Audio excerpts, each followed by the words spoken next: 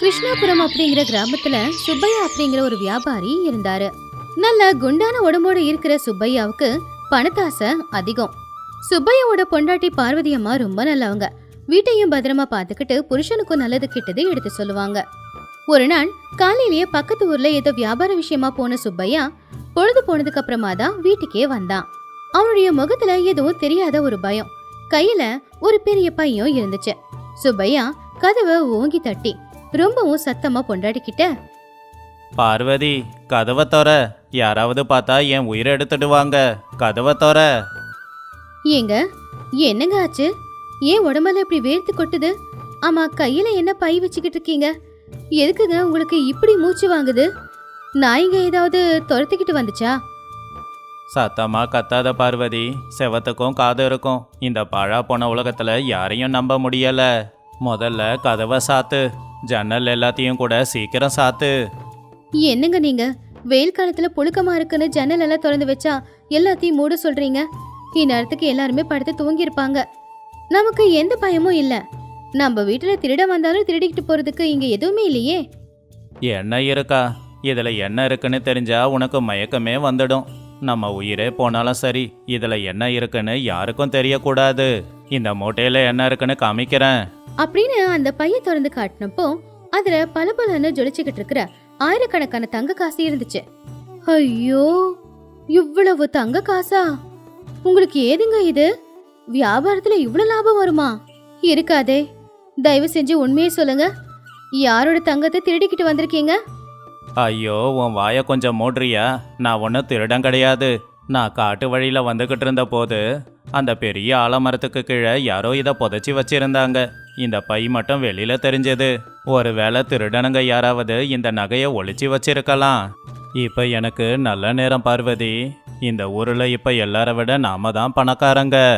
எந்த வேலையும் செய்யாம காலு மேலே கால் போட்டு உக்காந்தே சாப்பிடலாம். வேண்டாங்க, இந்த யோசனையை கைவிட்டுடுங்க. வழியில யாரதோ கிடைச்ச சொத்தெல்லாம் நமக்கு சொந்தமாகாது. அந்த பாவத்தை நம்ம சுமக்கவும் கூடாது. யார் இந்த பைய வச்சிருந்தாங்களோ அவங்க இந்த பைய காணோன்னு எவ்வளவு அழுவுறாங்களோ. பேசாம இதை கொண்டு போய் நம்ம ஊர் பெரிய மனுஷங்க கிட்ட ஒப்படைச்சிருங்க. இது யாருதுன்னு தேடி கண்டுபிடிச்சு அவங்கள அவங்க கிட்ட ஒப்படைச்சிருவாங்க. எனக்கு என்னமோ இந்த தங்கத்தால கெட்டதுதான் நடக்க போகுது அப்படின்னு தோணுதுங்க. உனக்கு கொஞ்சமாவது அறிவு இருக்கா பார்வதி? நம்ம வீட்டுக்குள்ள மகாலட்சுமி வரும்போது வராதன்னு தள்ளி விடுறியே. இதை யாருக்கோ எதுக்கு கொடுக்கணும்? இது ஏன் கண் பார்வையில் பட்டது, அதனால எனக்கு தான் சொந்தம். இதை நாமளும் மண்ணுக்குள்ள புதைச்சி வச்சு கொஞ்சம் கொஞ்சமா எடுத்து பயன்படுத்திக்கலாம். இதை வெளியில யாருக்கிட்டையும் சொல்லாத. இது ஏன் மேல சத்தியம். சுப்பையா அன்னைக்கு ராத்திரி அந்த தங்க காசு இருக்கிற மூட்டைய கட்டிலுக்கு கீழே இருக்கிற ஒரு மரப்பெட்டியில வச்சு பூட்டு போட்டுட்டான். ஆனா அவனுக்கு அன்னைக்கு ராத்திரி சுத்தமா தூக்கமே வரல. காத்தடிக்கிற சத்தமோ இல்ல இலைங்க பறக்கிற சத்தமோ கேட்டாலும் கூட யாரோ வந்துட்டாங்களோன்னு பயந்துகிட்டு இருந்தான். அடுத்த நாள் காலையில சுப்பையா கடைக்கு போனான். ஆனா மனசெல்லாம் வீட்டுல இருக்கிற தங்கத்து மேலதான் இருந்துச்சு. அப்பதான் ராமையா அப்படிங்கிற ஒரு ஏழை விவசாயி அங்க வந்தான். ஐயா சுப்பையா ஐயா, கும்பிடுறாங்க. இந்த வருஷம் வெயில் அதிகமா இருக்கிறதால வயலெல்லாம் வறண்டு போச்சு. அந்த வயல்ல என்கிட்ட இருக்கிற பழைய விதைங்களை போட்டா விளைச்சல் வராது. நீங்க புது விதைகளை கொண்டு வந்ததா கேள்விப்பட்டேன். ஒரு 2 மூட்டை விதைகளை கடனா கொடுத்தீங்கன்னா விளைச்சல் கைக்கு வந்ததும் திரும்ப கொடுத்துடுவேன். விதையா? என்கிட்ட விதை எங்க இருக்கு ராமையா? என்கிட்ட இருக்கிறது எல்லாமே வெறும் மளிகை சாமான் மட்டும்தான். என்னங்கய்யா இப்படி சொல்லிட்டீங்க? ஆனா உங்களை பார்க்க ரொம்ப வித்தியாசமா இருக்கே. கண்ணெல்லாம் ஏன் செவந்து போயிருக்கு? ராத்திரி சரியா தூங்கலையா என்ன? கண்ணுக்கு கீழே கருவளையெல்லாம் வந்திருக்கே. அதெல்லாம் இருக்கட்டும், நேற்று நான் உங்கள் வீட்டு பக்கம் போனப்போ யாரோ 3 பேர் உங்கள் வீட்டையே வேடிக்கை பார்த்து நின்றுக்கிட்டு இருந்தாங்க. அது என்னன்னு கொஞ்சம் பார்த்துக்கோங்க ஐயா. ஆ, என்ன சொல்கிற? யார் அவங்க? என் வீட்டை எதுக்கு நின்று வேடிக்கை பார்த்துக்கிட்டு இருக்காங்க? என்ன ராமையா, நீயும் அவங்களோட கூட்டு கலவாணியா? என் வீட்டில் பெரிய புதையல் இருக்குன்னு எல்லார்கிட்டையும் சொல்லி வச்சிருக்கியா? ஒழுங்கா சொல்லிடு, இல்லை நான் மனுஷனாவே இருக்க மாட்டேன். ஐயோ சுப்பையா ஐயா, உங்கள் வீட்டு விஷயம் எனக்கு எப்படிங்க தெரியும்? நானே ஒரு ஏழை விவசாயி. ஏதோ அந்த வழியாக போகும்போது 4 பேர் உங்கள் வீட்டையே பார்த்துக்கிட்டு இருந்ததை நான் பார்த்தேன், அதை சொன்னேன். ஆனால் நீங்கள் ஏன் இவ்வளோ பயப்படுறீங்கன்னு தான் புரிய மாட்டேங்குது. எனக்கு உங்கள் விதையும் வேணாம், கடனும் வேணாம். ராமையா அங்கிருந்து கிளம்பிட்டான். சுப்பையாவோட மனசுல இருந்த பயம் 100 மடங்கு அதிகமாச்சு. அவன் வீட்டுல இருக்கிற அந்த தங்க பொதிகளை பத்தி ஊர்ல இருக்கிற எல்லாருக்குமே தெரிஞ்சு போச்சோ அப்படின்னு பயந்தான். உடனே அவனுடைய கடைக்கு பூட்டு போட்டுட்டு வீட்டுக்கு கிளம்பிட்டான். அன்னைக்கு ராத்திரி நேரம் ஆகாயமே இருட்டா இருக்கிறதுனால ஊரும் இருட்டாவே இருந்துச்சு. சுப்பையா மட்டும் தூங்காம கையில ஒரு குச்சியை பிடிச்சுக்கிட்டு யாராவது வராங்களா பணம் திருடுறதுக்கு அப்படின்னு பாத்துக்கிட்டு இருந்தான். ஏங்க, ஊர்ல எல்லாரும் தூங்க ஆரம்பிச்சிட்டாங்க. ஆனா நீங்க மட்டும் இன்னும் தூங்காம முழிச்சுக்கிட்டு என்ன பண்றீங்க? வாங்க, அந்த விளக்க அணைச்சிட்டு படுத்து தூங்குங்க. உங்க கண்ணெல்லாம் செவந்து போயிருக்கு. உங்களுக்கு தூக்கம் வரலையா? எனக்கு தூக்கம் வர மாட்டேங்குது பார்வதி. நம்ம வீட்டை சுற்றி யாரோ நடமாடுற மாதிரியே சத்தம் கேட்குது. அங்கே தூரத்தில் புளிய மரத்துக்கு கீழே பாரு, ஏதோ ஒரு கருப்பு உருவம் நின்று நம்ம வீட்டையே பார்க்கல. அது நம்ம ஊர் ரங்காவோட நிழல் தான். அவனுக்கு தான் எப்பவும் நம்ம மேலேயே ஒரு கண்ணு. நம்ம வீட்டில் இருக்கிற புதையல் அவனுக்கு தெரிஞ்சு போச்சா என்ன? உங்களுக்கு பைத்தியம் பிடிச்சிருக்குங்க. அங்க யாருமே இல்ல. அது அந்த புளிய மரத்தோட நிழல் தான். அந்த ரங்கா அவனுடைய மாட்டு கொட்டைகளை தான் இந்த இடத்துக்கு படுத்து தூங்கிக்கிட்டு இருப்பான். அவன் ஏழைதான். ஆனா யார் வீட்லயும் திருட போற பையன் இல்ல. உங்களுக்கு கிடைச்ச அந்த புதையலானதான் நீங்க இன்னைக்கு இவ்வளவும் மாறிட்டீங்க. ஒழுங்கா வந்து படுங்க. இப்போ உங்க கண்ணுக்கு தெரியற எல்லாமே எதிரியாதான் தெரியுது. அட, உனக்கு ஒன்றும் தெரியாது. நான் போய் அவனை ஒரு கை பார்க்கறேன். சுப்பையா குச்சியை பிடிச்சுக்கிட்டு கதவு திறந்துக்கிட்டு வெளியில வந்து பார்த்தப்போ உண்மையிலேயே அங்க ரங்கா நின்னுக்கிட்டு இருந்தான். ஏண்டா ரங்கா, நடு ராத்திரியில என் வீட்டு வாசல்ல உனக்கு என்ன வேலை? என் வீட்டையே எதுக்கு பார்க்கற? மரியாதையா இங்கிருந்து போயிடு. என்னையா சுப்பையா, என்னோட வீட்டு மாடு ஒன்று தொலைஞ்சி போச்சு. இந்த பக்கமா போயிருக்கான்னு தேடிக்கிட்டே வந்தேன். அப்படியே கொஞ்சம் அசதியா இருந்ததால உன் வீட்டு மரத்து நிழல்ல ஓய்வெடுக்கலான்னு உக்காந்துக்கிட்டு இருக்கேன், அவ்வளோதான். உன் வீட்டில் திருடிட்டு போக என்ன வச்சிருக்க? உன் வீட்டில் திருடுறதுக்கு எதுவும் இல்லை. இதில் எதை எடுத்துட்டு போறது? ஆனா உன்னோட பயத்தை பார்த்தா ஊருக்கு தெரியாம எதையோ ஒளிச்சு வச்சிருக்கேன்னு தெரியுது. உன்னோட கண்ணு அதை தெளிவா சொல்லுது. நான் ஒன்றும் மறைக்கவும் இல்லை, குறைக்கவும் இல்லை. ஒழுங்கா இங்கிருந்து போயிடு. இன்னொரு தடவை உன்னை என் வீட்டு பக்கம் பார்த்தேன், அப்புறம் ஊருக்குள்ள பஞ்சாயத்தை வச்சிடுவேன். ரங்கா அங்கிருந்து போயிட்டான். சுப்பையாவுக்கு பயம் ரொம்பவும் அதிகமாச்சு. என் வீட்ல இருக்கிற அந்த தங்கத்தோட விஷயம் இவனுக்கு தெரிஞ்சு போச்சு. அதனாலதான் அது தேடுற மாதிரி வந்து என்கிட்ட பொய் சொல்லிட்டு போறான் அப்படின்னு அவன் மனசுல நினைச்சுக்கிட்டான். இப்படியே ஒரு வாரமும் போச்சு. சுப்பையா சரியா சாப்பிட்றதும் இல்ல, சரியா தூங்குறதும் இல்ல.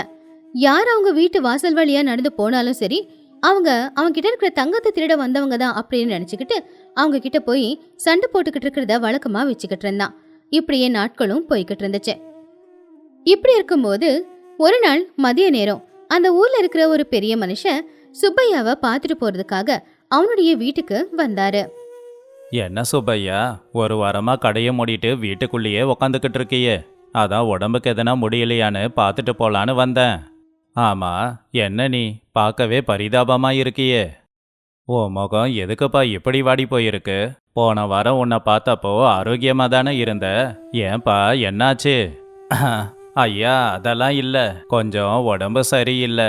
அதான் முகம் பார்க்கறதுக்கு கொஞ்சம் வாடி போயிருக்கு. வேற எதுவும் இல்லை, எனக்கு வியாபாரத்தில் கொஞ்சம் பிரச்சனை. என்கிட்ட பொய் சொல்லாத சுப்பையா, உன் முகத்தில் கவலையே தெரியல. வியாபாரம் சரியில்லைன்னா ஒருத்தன் உங்க முகத்தில் கவலை தெரியும்.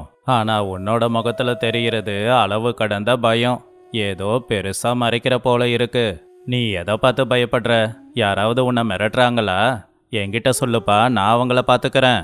பார்வதி அம்மா உள்ள இருந்து அழுதுகிட்டே வெளியில வந்து, ஐயா, நீங்களாவது என் புருஷனுக்கு கொஞ்சம் பாடத்தை கத்து கொடுங்க. அவரு வியாபார விஷயமா பக்கத்து ஊருக்கு போயிட்டு வரும்போது வர வழியில ஒரு மரத்துக்கு கீழே ஒரு பை தெரிஞ்சுதான். அந்த பையில நிறைய தங்க காசுகளும் இருந்துச்சான். அத பத்திரமா வீட்டுக்கு கொண்டு வந்துட்டாரு. அது வந்த நாள்ல இருந்து இந்த மனுஷன் சரியா தூங்கல, சரியா சாப்பிடல. அந்த மனுஷன் அவருடைய நிம்மதியவே எழுந்து நிக்கிறாரு. இவரு இப்படியெல்லாம் பண்றத பார்த்தா எனக்கு உண்மையிலேயே ரொம்ப கவலையா இருக்கு. அவருக்கு உடம்பு முடியாம எப்படி மெலிஞ்சு போயிருக்காருன்னு நீங்களே பாருங்களேன். எனக்கு என் பழைய புருஷன் வேணும். எப்பவுமே கலகலன்னு சிரிச்சுக்கிட்டு இருக்கிற அந்த மனுஷன் எனக்கு வேணும் அப்படின்னு சொல்லி பார்வதி அம்மா அழுதத்தை பார்த்து அந்த பெரியவர், சுப்பையா, பார்வதி அம்மா சொல்றது உண்மைதானா? மற்றவங்க பணத்தை எடுத்துட்டு வந்து வீட்டில் வச்சுக்கிட்டு உன் உயிரை பலி கொடுக்க பார்க்குறியா? உனக்கு ஏன் இந்த வேலை? சுப்பையா அழுதுகிட்டே, என் பொண்டாட்டி சொல்றது எல்லாமே உண்மைதான். அந்த தங்கத்தை பார்த்த நொடியிலிருந்து என் மூளை வேலை செய்யலை. அந்த தங்கத்தை வச்சு சந்தோஷமா வாழலான்னு நினச்சேன். ஆனால் எப்போ அந்த தங்கம் என் வீட்டுக்குள்ளே வந்துச்சோ இருந்த சந்தோஷமும் காணாம போயிடுச்சு. சின்னதா ஒரு எலி கத்துற சத்தம் கேட்டாலும் என் இதயம் ஒரு நிமிஷம் நின்று தான் துடிக்குது.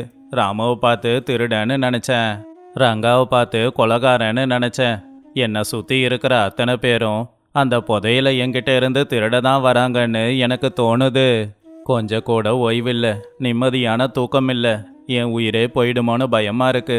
தயவு செஞ்சு என்னை காப்பாத்துங்க. அப்ப அவரு சுப்பையாவை பார்த்து, பைத்தியக்காரா, இந்த உலகத்துல கண்ணுக்கு தெரிஞ்ச பாரத்தை விட கண்ணுக்கு தெரியாத பாரம் தான் எடை கூடுதலா இருக்கும். உன்கிட்ட இருக்கிறது தங்க காசு கிடையாதுடா, உன் மனசுக்குள்ள இருக்கிற பேராசை. அதை யாராவது திருடுவாங்கன்னு பயப்படுற இல்லையா, அதுதான் கண்ணுக்கு தெரியாத பாரம். உண்மைதாங்க ஐயா, என்னால் நிம்மதியா ஒரு வாரமா தூங்க முடியல. என்கிட்ட இவ்வளோ நகை இருந்தாலும் நிம்மதியா ஒரு வாய் சாப்பாடு சாப்பிட முடியல. இந்த தங்கம் எனக்கு வேணாம். தயவு செஞ்சு இதை எடுத்துக்கிட்டு போயிடுங்க. எனக்கு பழைய வாழ்க்கை வேணும். எனக்கு என் வாழ்க்கையில இருந்த நிம்மதி வேணும். சுப்பையா, நம்மக்கிட்ட இருக்கிற பணமும் நகையும் நமக்கு சந்தோஷத்தை கொடுக்கணும். நம்ம நிம்மதியை கெடுக்க கூடாது. யாரோட தங்கத்தையோ உன் தங்கம்னு நினைச்சதால தான் உனக்கு இந்த நிலைமை. சரி, அந்த பைய கொண்டு வா. சுப்பையா வேகமா ரூம்குள்ள போய் கட்டிலுக்கு கீழே வச்சிருந்த அந்த தங்க காசு இருக்கிற பைய கொண்டு வந்து அந்த பெரியவர்கிட்ட கொடுத்தான். அது கொடுத்த உடனே அவன் முகத்துல இருக்கிற பயமெல்லாம் போய் கவலையெல்லாம் போய் அந்த முகத்துல ஒரு சந்தோஷம் வர்றத அந்த பெரியவர் கவனிச்சாரு. பாத்தியா சுப்பையா, உன் கையில இருந்த இந்த பைய கீழே வச்ச உடனே நீ பெருமூச்சு விடுற. ஒரு மனுஷனுக்கு நிம்மதிய பணம் கொடுக்க முடியாதுப்பா, அவனுடைய நிறைஞ்ச மனசு தான் கொடுக்க முடியும். இது போதும்னு யார் ஒருத்தன் நினைக்கிறானோ அவன்தான் நிம்மதியா இருக்க முடியும். சரி, இந்த புதையில என்ன பண்ணலான்னு நீயே சொல்லு. எனக்கு அதெல்லாம் தெரியாதுங்க ஐயா. இதை நீங்க அரசாங்கத்துக்கிட்ட கொடுக்குறீங்களோ இல்ல இது யாருக்கு சொந்தம்னு தேடி அவங்க கிட்ட கொடுக்குறீங்களோ அது உங்களோட விருப்பம். இது யாருது அப்படின்னு தெரிஞ்சுக்கிறது ரொம்ப கஷ்டம். பேசாம இதை நம்ம ஊரோட நல்லதுக்கு பயன்படுத்தலாம். ஒவ்வொரு வருஷமும் வெயில் காலம் வரும்போது நம்ம ஊர்ல தண்ணி இல்லாம ரொம்ப கஷ்டப்படுறோம். பாவம், அந்த ராமையா மாதிரி விவசாயிங்க தண்ணி இல்லாம ரொம்ப கஷ்டப்படுறாங்க. பேசாம இதை வச்சு நம்ம ஊர்ல பெரிய ஏரிய தோண்டுவோம். மிச்சம் இருக்கிற பணத்தை வச்சு நம்ம ஊரு பிள்ளைங்க படிக்க பள்ளிக்கூடம் கட்டிக்கலாம். அந்த பள்ளிக்கூடத்துக்கு உன் பேரைய வைக்கலாம். சரியா? அதை விட புண்ணியம் வேற என்னங்கய்யா இருக்க போகுது? அவரு செஞ்ச பாவத்தையும் அந்த புண்ணியம் அப்படியே எடுத்துக்கிட்டு போயிடும். நீங்க சொன்ன மாதிரியே செஞ்சிடுங்க. ஐயா, நீங்க என் கண்ணை திறந்துட்டீங்க. இந்த பணம் என்கிட்ட இருந்தா என் உயிரை தான் எடுத்திருக்கோம். இப்ப இந்த பணத்தால 4 உயிரை காப்பாத்த போறோம். எனக்கு இந்த ஊர் ஜனங்க சந்தோஷமா இருந்தா அதுவே போதும். நாளையில இருந்து ஏரிய தோன்ற வேலைய நானும் பாத்துக்கறேன். ஊரு பெரியவர் சந்தோஷமா அந்த பைய எடுத்துட்டு போய் ஊர் பஞ்சாயத்துல வச்சு ஊர்க்காரங்க எல்லாரையுமே கூப்பிட்டு, சுப்பையா நம்ம ஊரோட நன்மைக்காக நிறைய பணத்தை அவனுடைய வியாபாரத்துல இருந்து வந்த லாபத்தை ஊருக்காக கொடுத்திருக்காரு அப்படின்னு சொன்னாரு. அதை கேட்டு ஊஜனுங்க எல்லாருமே சுப்பையாவை மனசார பாராட்ட ஆரம்பிச்சாங்க. அவனுடைய நல்ல மனசுக்கு அவங்க கையெடுத்து கும்பிட்டாங்க. அன்னைக்கு ராத்திரி நேரம் சுப்பையாவோட வீட்டு வாசல், கதவு, ஜன்னல் எல்லாமே திறந்திருந்துச்சு. எல்லாமே திறந்திருந்தாலும் கூட சுப்பையா நல்ல வயிறார சாப்பிட்டு சந்தோஷமா மனசுல எந்த கவலையும் இல்லாம போர்வையை இழுத்து போத்தி நல்லா தூங்க ஆரம்பிச்சான். படுத்த உடனே அவனுக்கு தூக்கம் வந்துருச்சு. அன்னைக்கு அந்த வீடு அவனுக்கு ரொம்ப அமைதியா இருந்த மாதிரி தோணுச்சு. நல்லா தூங்கி எழுந்திருச்சு. அடுத்த நாள் காலையில அவன் சந்தோஷமா எழுந்திருச்சான். மனசுலயும் பாரம் இல்ல, அவனுடைய வீட்லயும் பாரம் இல்ல.